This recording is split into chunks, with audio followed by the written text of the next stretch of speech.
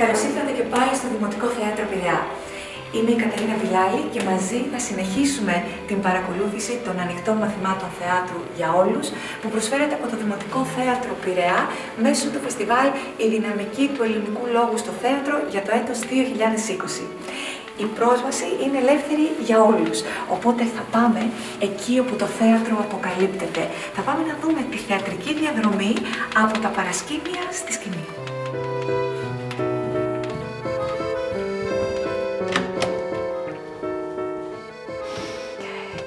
Και σήμερα, όπως και στο προηγούμενο ταξίδι μας, θα έχουμε ως όχημα σε αυτή τη διαδρομή που κάνουμε στα άδυτα του θεάτρου και της θεατρικής πράξης, το έργο της Χρύσας Πηλιώτη «Ποιος ανακάλυψε την Αμερική». Αυτή τη φορά, εκτός από το σκηνοθέτη της παράστασης, Κωνσταντίνο Κυριακού, και τις ηθοποιούς, θα έχουμε κοντά μας και τους συντελεστές της παράστασης. Οι πρόβες του έργου έχουν προχωρήσει, έχουν εξελιχθεί σε σχέση με την πρώτη ανάγνωση. Οπότε, για να απολαύσουμε τι έχει συμβεί. Χαίρετε, Νίκο. Γεια σας. Είμαστε εδώ με την Άση και την Άννα και λόγω των συνθηκών είπαμε να σε καλέσουμε εδώ πέρα μέσω Skype, να μιλήσουμε. Δυστυχώς μια ατυχία υγείας είναι, δεν πειράζει. Δεν έχει να κάνει με τον κορονοϊό, είναι ένα άλλο θέμα το οποίο προϋπήρχε και έχω μια μικρή, ένα μικρό περιορισμό. Και επειδή εδώ πέρα εμείς νοιαζόμαστε περισσότερο για την υγεία, πάνω απ' όλα υγεία, οπότε... Λοιπόν, για να μην σε καθυστερούμε και πάρα πολύ, να πούμε λίγα πράγματα όσον αφορά το μουσικό περιβάλλον της παράστασης. Αυτά που είχαμε πει και στο τηλέφωνο όταν πρώτο μιλήσαμε, είναι, Νίκο, ότι το έργο αυτό είναι ένα άχρονο έργο. Δηλαδή, οπότε δεν είναι ότι οι μουσικές πρέπει να είναι σύγχρονες, παλιές, εκείνο και το άλλο. Μιλάμε για τη δικιά μας παραγωγή. Ποιος ανακάλυψε την Αμερική, ναι. Ωραία. Ναι, είναι ένα άχρονο έργο το οποίο παρά το γεγονός ότι παίζει πάρα πολύ με τον χρόνο, στην πραγματικότητα θα μπορούσε να είναι σε πάρα πολλούς χρόνους. Βέβαια, κάποιες αναφορές που κάνει όταν είναι στο μπαρ, ας πούμε, και μιλάει για τον Pat Metheny ή τον Disney, προϋποθέτει αυτά έχουν προϋπάρξει κάποια στιγμή. Αλλά δεν είναι δεσμευτικά για μας. Δηλαδή, ξέρω εγώ, μπορούμε να κάνουμε κάποιες άλλες αναφορές. Ανθρώπους. Δηλαδή, μια γυναίκα η οποία θα άκουγε τον Pat Metheny δεν θα μπορούσε να το κάνει πριν τη δεκαετία του 70, του 80 που έγινε διάσημος ο Pat Metheny. Γι' αυτό το λέω. Θέλουμε, βέβαια, μπορεί να γίνει μια άλλη συνθήκη. Γι' αυτό το λέω. Δεν ξέρω κατά πόσον υπάρχει η λογική να χρησιμοποιηθούν κάποιες γέφυρες μουσικές.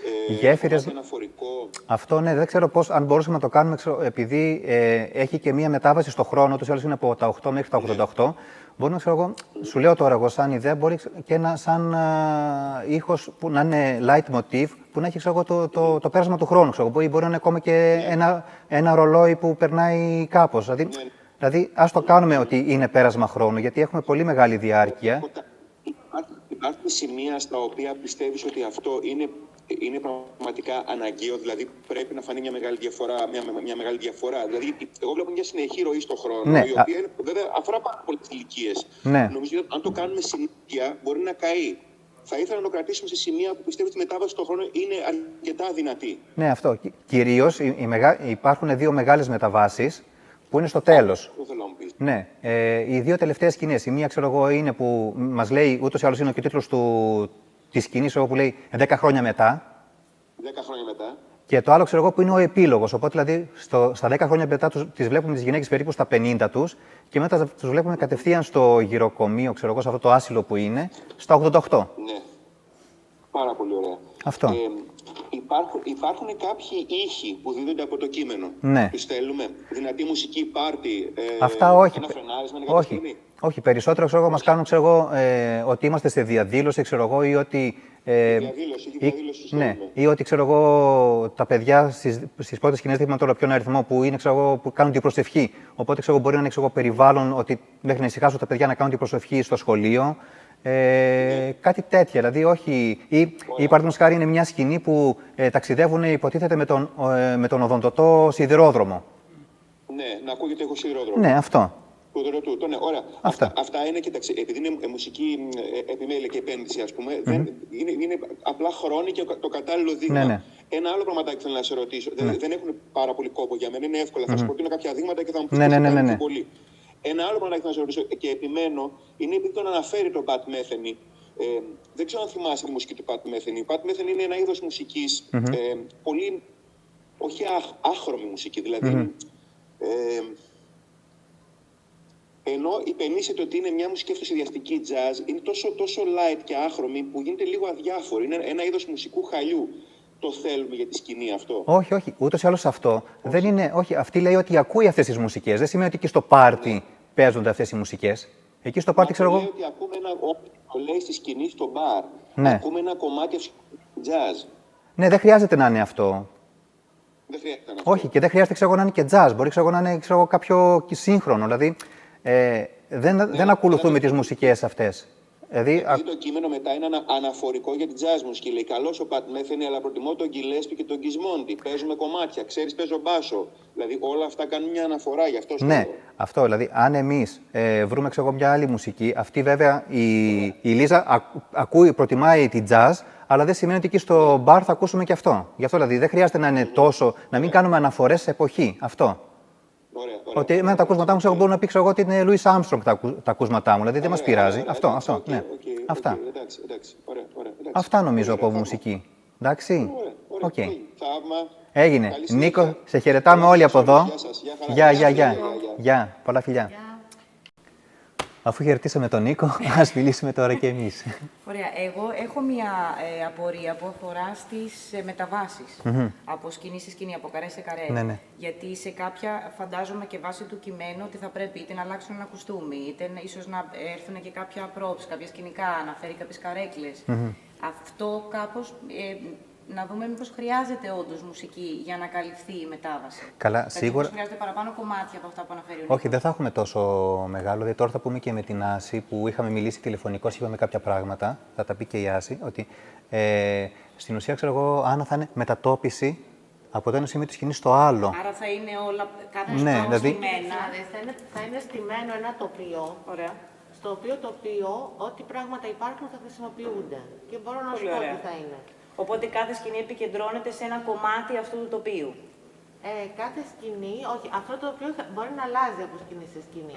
Δηλαδή υπάρχουν δύο παγκάκια, τα οποία είναι σε μία διάσταση περίπου σκέψου 70, που μπορούν να αλλάζουν θέσεις. Κούκλες οι οποίες βρίσκονται στημένες με έναν τρόπο εδώ μέσα στο χώρο.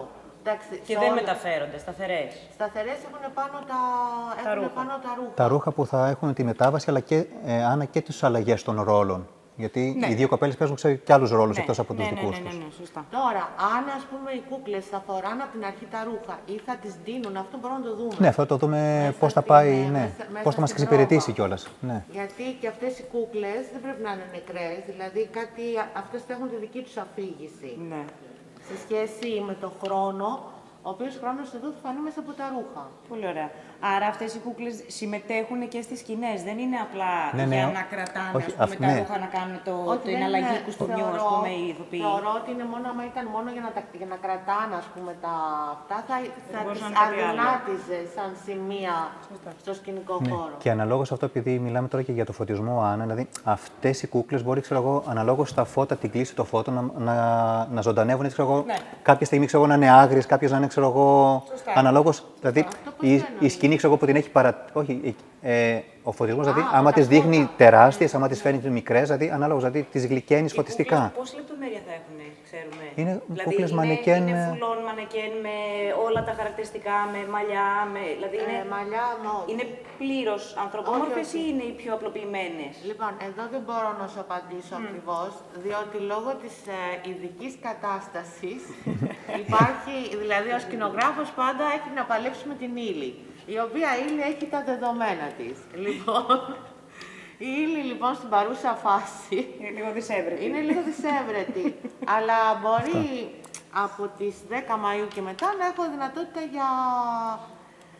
για διάφορες επιλογές.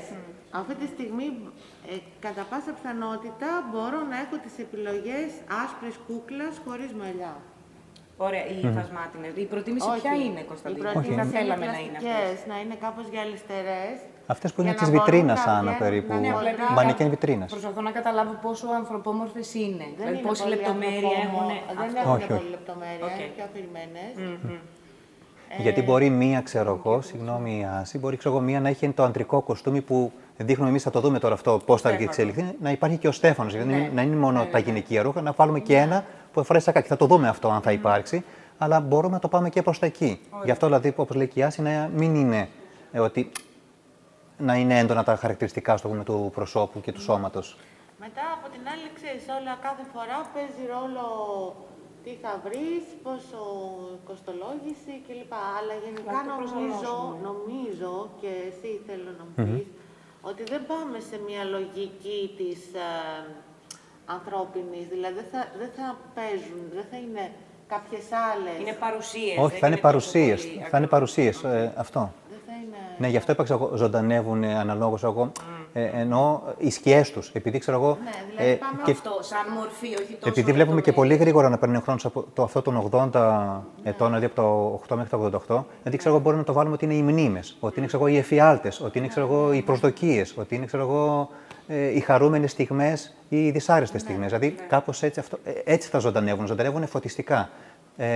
Από ό,τι κατάλαβα, πάμε σε κάτι το οποίο είναι πιο αφηρημένο, όχι σε πιο... Ναι, δεν πάμε να το κάνουμε το μάτι, γιατί Άση, όπως διαβάσαμε και τώρα, ξέρω, είναι και πάρα πολύ χώροι. Δηλαδή, το να το κάναμε και με την κινηματογραφική ροή που έχει, δεν θα μπορούσαμε να το κάνουμε. Άρα δεν είναι καθόλου περιγραφικό αυτά η σταλή, γιατί έχει 3-4 στοιχεία που είναι η ροή του χρόνου, οι μεταβάσεις αυτοί που πάνε με αύξοντα, ας πούμε, πορεία, αύξουσα πορεία.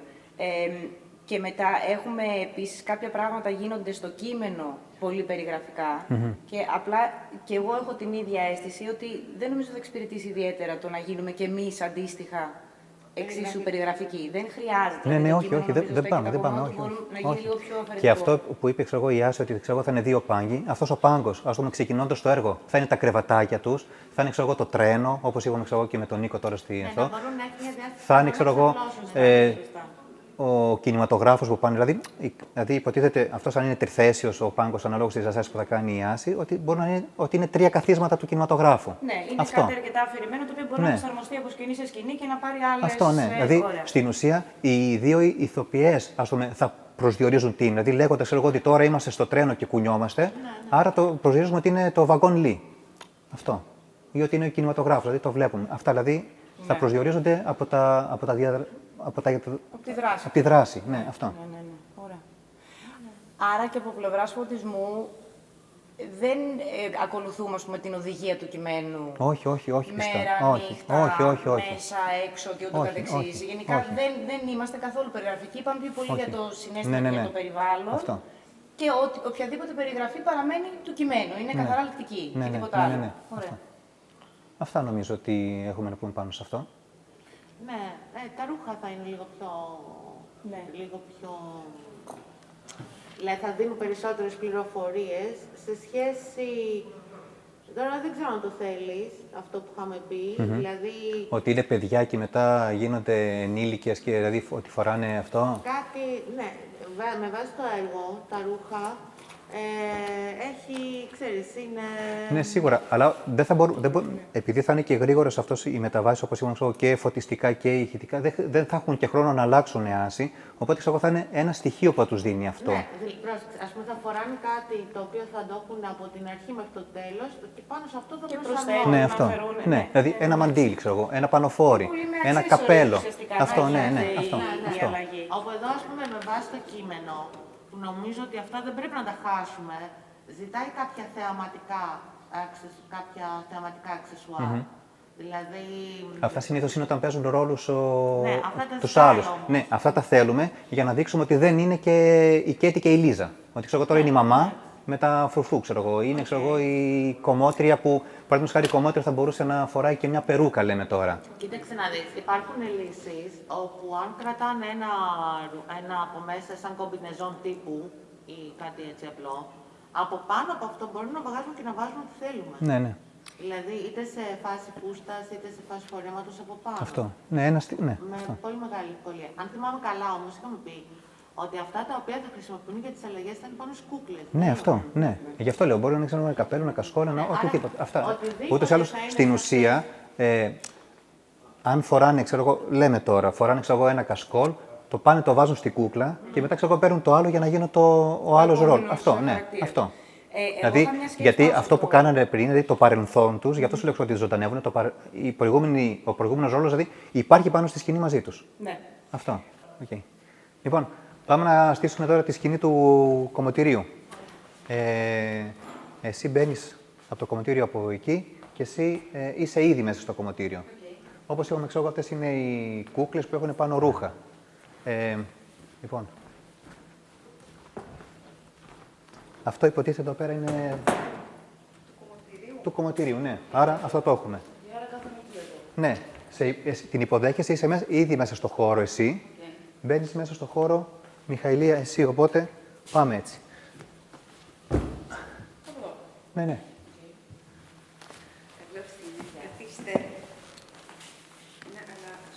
Όχι, όχι. Μην κάτσεις κατευθείαν. Πάρε κάτι να φορέσεις από πάνω. Οπότε πείτε κάποια λόγια. Ναι, ναι, ναι. Πώς ξεκινάει, Εγώ μιλάω και λέω, σας είπε η κυρία Λίζα μου. Ναι. Δηλαδή την ώρα που Ναι, κάνει... το φοράει η Μιχαηλία, το βγάζεις, το αφήνεις εδώ πέρα. Πας να το αφήσεις κάπου και εσύ πηγαίνεις κάθεσαι. Ναι, ναι, ναι. Ότι έρχεσαι με κάποιο πανοφόρι.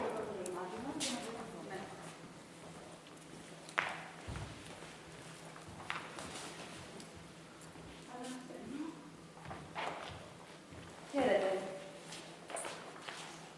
Αχ, έτσι σας είπε η κυρία Λίζα μου. Αχ, είναι πολύ ωραίο. Εντάξει, μπορεί να είναι λίγο πιο λαϊκός από τον κύριο Στέφανο, αλλά κούκλος. Να μιλώστε. Χριστινάκη.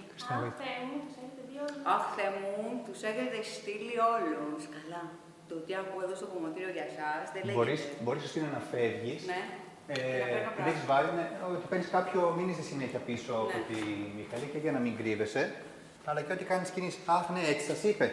Αχ, ναι, κάτι αυτό, εκείνο κάνω αυτό με τη χτένα. Κάνεις κινήσεις. Εγώ τι κάνουν οι κομμότες, κάτι. Ναι.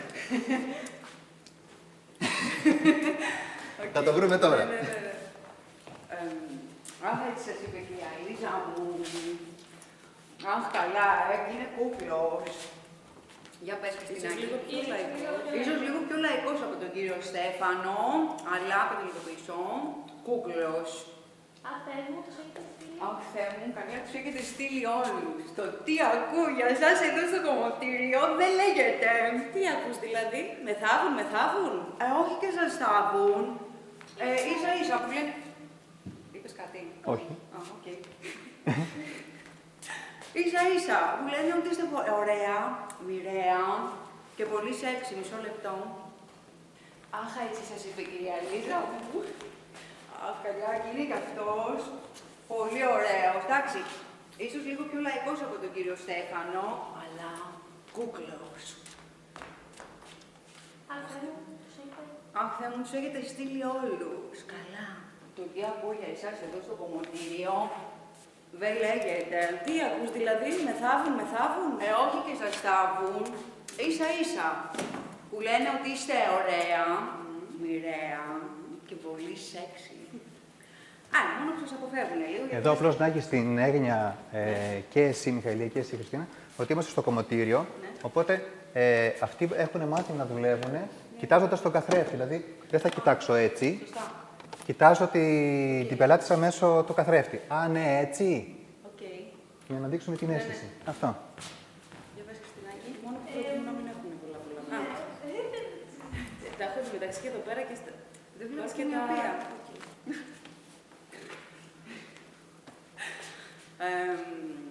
Ίσα ίσα που λένε ότι είστε ωραία, μοιραία και πολύ σεξι. Κοίταξε το καθρέφτη. Μόνο που σας αποφεύγουν λίγο, γιατί για να μην φάτε τον άντρα καμιανής. Πάμε τώρα να κάνουμε τη σκηνή του στο σινεμά. Θα σας δείξω λίγο από την κίνηση, πηγαίνετε από εκεί για να με δείτε. Ωραία. Λοιπόν, η οθόνη τώρα είναι προς τους θεατές. Έγινε. Μπαίνετε, αυτός είναι ο διάδρομος των θέσεων. Ο Στέφανος κάθεται εκεί, τον βλέπεις εσύ πρώτη. Θα είσαι από εδώ, Χριστίνα, για να σε τραβήξει, να σε βάλει εδώ και εσύ εδώ. Οπότε μετά όλα τι θα γίνει εδώ πέρα τα τεκτενόμενα, θα κάνετε και όταν ενοχληθείς, φεύγεις από εδώ και πας εκείνη τη θέση. Και εσύ, Μιχαηλία, επωφελείσαι και κάθεσαι δίπλα στο Στέφανο. Αυτό. Πάμε να το κάνουμε. Χριστίνα, βοηθάς εσύ στο κείμενο. Προχώρα, τι έπαθες, κομπλόκο. Ας τα αυτά γυρίστε. Όχι, μην πείτε, δηλαδή να το ψάξετε, γιατί έχει αρχίσει η ταινία και είναι σκοτάδι, οπότε να ψάξετε λίγο στο σκοτάδι. Ναι. Προχώρα, τι έπαθες, κομπλόκο. Ας τα αυτά και δείξτε πόσο γουστάρει. Χάι, Στέφανε. Καλή, δεν σε είπαμε στα σκοτάδια. Κοίτα ποια είναι εδώ, η Χριστίνα. Πες γεια ρε παιδάκι μου. Η Χριστίνα είναι στη ζωή, το κρατάμε αυτό. Πες γεια ρε παιδάκι μου. Χάι, Στέφανε. Έχει ώρα που άρχισε ταινία. Α, ωραία ταινία διάλεξες. Δεύτερη φορά τη βλέπεις. Πάντα. Έλα. Μιχαηλία, κάτσε εκεί, Χριστίνα, που είσαι, σηκώ λίγο. Όχι, εκεί που είσαι, για να ενοχλείς, ας το πούμε. Βλέπεις λίγο. Α, ωραία, τι δεύτερη. Δηλαδή, Τηλεφωνάζω να ενοχλώ λίγο και τον κόσμο. ναι, αλλά εγώ θέλω, ξέρω εγώ, να μασκάρεις τη Χριστίνα όταν μιλάς στο Στέφανο. Ναι, τι είπες? Ωραία. Αυτά και δείξτε πόσο γουστάρει. Α, χάι Στέφανε. Καλά, δεν σε έβλεπα μες στα σκοτάδια. Κοίτα ποια είναι εδώ, η Κέτη. Πες γεια μου, παιδάκι μου. Χάι Στέφανε. Α, ωραία ταινία. Έχει ώρα που άρχισε η ταινία. Α, ωραία ταινία διάλεξες, Στέφανε. Δεύτερη φορά τη βλέπεις. Έλα, και η Κέντι κολλάει και τις βλέπει πολλές φορές, έτσι δεν είναι? Ναι, αλλά όχι θρίλερ. Α, ναι, σωστά. Εσύ τις ταινίες σεξουαλικού περιεχομένου προτιμάς να βλέπεις πάνω από μία φορά. Αν δεν του μιλήσεις τώρα αμέσως, θα σηκωθώ και θα την κάνω και θα σας αφήσω μόνους σας. Κόψε τις βλακίες. Αν δεν μιλήσεις τώρα, εγώ την κάνω. Στέφανε, εσύ βλέπεις. Εγώ δεν βλέπω. Είναι πολύ ψηλή η μπροστινή μου. Δείξτε την μπροστινή. Είναι πολύ ψηλή η μπροστινή μου. Όχι, μη σηκώνεσαι, θα κάτσω εγώ παραδίπλα. Κοίταξε την εσύ λίγο περίεργα γιατί έφυγε. Τι? Οπότε και εσύ τώρα κοίταζε λίγο. Έλα κι εγώ. Και να σου πω και κάτι. Θα πάει πολύ. Και εσύ κοφίγε. Και εσύ κοφίγε, Χριστίνα. Εγώ θα πάει πολύ. Και τι, είσαι καλά. Όχι, φύγε τέλος. Φεύγεις τελείως. Αυτό. Εσύ κάθεσαι και απολαμβάνεις την ταινία με τον Στέφανο. Και εδώ θα γίνει αλλαγή σκηνής. Εντάξει. Αυτό. Εδώ τελειώνει και το σημερινό μας ταξίδι. Ευχαριστούμε πάρα πολύ που ήσασταν κοντά μας. Ανανεώνουμε το ραντεβού μας για την επόμενη φορά που θα αλλάξουμε όχημα και θα ξαναγηθούμε στα μυστικά μιας θεατρικής παράστασης. Το έργο θα είναι «Φαύστα του Μπόστ», σε σκηνοθεσία Αλέξανδρου Κοέν. Να είστε όλοι καλά και να περνάτε όμορφα και δημιουργικά.